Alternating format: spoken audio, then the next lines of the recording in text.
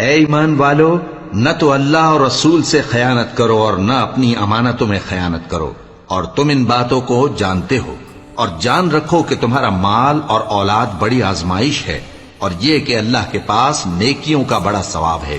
مومنو، اگر تم اللہ سے ڈرو گے تو وہ تمہارے لیے حق و باطل کا فرق ظاہر کر دے گا اور تمہارے گناہ مٹا دے گا اور تمہیں بخش دے گا، اور اللہ بڑے فضل والا ہے۔ اور اس وقت کو یاد کرو جب کافر لوگ تمہارے بارے میں چال چل رہے تھے کہ تم کو قید کر دیں یا جان سے مار دیں یا وطن سے نکال دیں،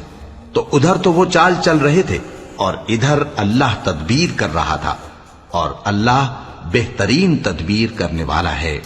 اور جب ان کو ہماری آیتیں پڑھ کر سنائی جاتی ہیں تو کہتے ہیں یہ کلام ہم نے سن لیا ہے، اگر ہم چاہیں تو اسی طرح کا کلام ہم بھی کہہ دیں، اور یہ ہے ہی کیا، صرف اگلے لوگوں کی حکایتیں ہیں۔ اور جب انہوں نے کہا کہ اے اللہ، اگر یہ قرآن تیری طرف سے برحق ہے تو ہم پر آسمان سے پتھر برسا یا کوئی اور تکلیف دینے والا عذاب بھیج دے،